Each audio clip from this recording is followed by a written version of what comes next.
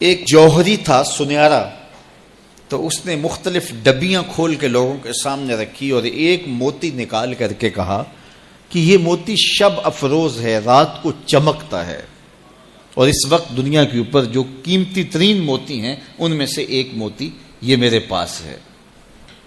خیر اس نے اپنا سامان سمیٹا تو اس مجلس میں ایک چور بھی بیٹھا ہوا تھا، اس کے دل میں لالچ آ گئی، تو اس نے اس جوہری سے کہا کہ جناب کہاں کے ارادے ہیں؟ تو اس نے کہا کہ میں بمبئی جا رہا ہوں۔ اس نے کہا واہ واہ کیا اچھا ہوا، میں بھی تو بمبئی جا رہا ہوں، تو چلو اکٹھا سفر ہوگا۔ وہ جوہری سمجھ گیا اس کی نیت کے کھوٹ کو کہ یہ میرا ہم سفر تو نہیں ہے، اس کا دل آ گیا ہے اس موتی پہ اور مجھ سے ہر صورت یہ موتی چرانا چاہتا ہے، لیکن وہ بھی بڑا سمجھدار تھا، اس نے کہا آ جائیے کوئی بات نہیں۔ سفر چلتا رہا، رات ہوئی، جب سامان اتارا اور سونے کی تیاری کی تو وہ جو اس نیت سے ساتھ ہم سفر بنا تھا اس نے بھی اپنی قمیض اتار کے لٹکا دی، اور اس جوہری نے بھی۔ اس جوہری نے یوں کیا کہ نظر بچا کے وہ ڈبیا قیمتی موتی والی نکال کر کے اس کی جیب میں ڈال دے اور خود بے فکر ہو کے سو گیا۔ جب یہ خراٹے لینے لگا تو چور اٹھا، اس کا سامان ٹٹولا، اس کی جیبیں دیکھیں، سارا دیکھتا رہا۔ خیر دن چڑھ گیا، جوہری اٹھا، اس نے نظر بچا کر کے اس کی جیب میں ہاتھ ڈال کر کے وہ موتی اپنی جیب میں ڈال لیا۔ صبح جب ناشتے پہ بیٹھے تو اس چور نے باتوں ہی باتوں میں بات کی، وہ آپ کے موتی کی چمک شمک نظر نہیں آئی رات کو؟ تو وہ ہنس کے کہنے لگا نہیں میرے پاس ہی تو تھا، وہ جیب سے نکال کے سامنے رکھ دیا۔ دل ہی دل میں بڑا حیرت زدہ ہوا، میں نے تو سارا ٹٹولا، یہ اگر کہیں تھا تو مجھے کیوں نہیں ملا؟ چلو آج صحیح۔ اگلا دن آیا تو پھر اس نے قمیض اتار کے رکھی اور اس نے نظر بچا کے اس کی قمیض میں وہ موتی ڈال دیا اور خود بے فکر ہو کے سو گیا۔ یہ ساری رات اس کے سامان میں، اس کے لباس میں تلاش کرتا رہا اور وہ مزے سے سویا رہا۔ صبح اٹھا اور نظر بچا کے اپنی جیب میں ڈال لیا۔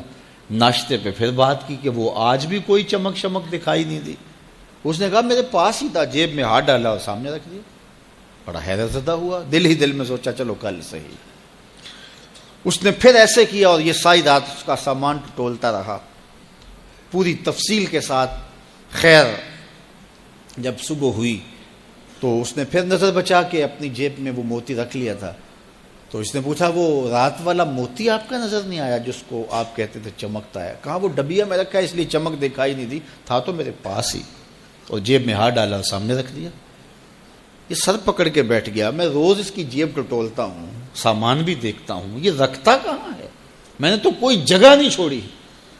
اس نے کہا سچ بتاؤں میں تیرا ہم سفر نہیں تھا، میں چور تھا، میں تم کو بتا رہا ہوں۔ اب آپ میرے بھی استاد نکلے، مجھے اتنا بتاؤ کہ یہ موتی آپ رکھتے کہاں تھے؟ میں ساری رات ٹٹولتا رہا اور 3 دن ہو گئے مجھے، میں نے کوئی گوشہ نہیں چھوڑا، آپ کا سامان کھول کھول کے دیکھا ہے، آپ کا لباس الٹ پلٹ کے دیکھا، لیکن مجھے ملا ہی نہیں، یہ رکھتے کہاں تھے؟ مجھے یہ تو بتاؤ۔ اس نے کہا لوگوں کی جیب میں ٹٹولتے رہے، اپنی جیب میں ہاتھ ہی نہیں ڈالا۔ بلے شاہ اڈ دیاں پھڑنے، جڑا گھر بیٹھا ہے انہوں پڑھیا ہی نہیں۔ وفی انفسکم افلا تبصرون، کہا تم کہاں اسے ڈھونڈ رہے ہو، ذرا اندر بھی اتر کے دیکھو، اندر اترو گے تو اس کا سراغ مل جائے گا۔ نہ مسجد وچ نہ مندر وچ، لب یار نو اپنے اندر وچ۔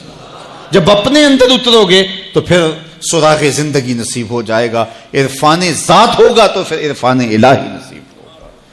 لیکن ہم دائیں بائیں ڈھونڈنے نکلے لیکن اپنے اندر اتر کے نہ دیکھا، تو سراغ زندگی ملتا ہی تب ہے جب اس کی چوکھٹ پہ جھکنا بندہ سیکھ جاتا۔ تو اس کی چوکھٹ پہ جھک کر کے زندگی کی سربلندی حاصل کیجئے اور مقصد زندگی حاصل کیجئے۔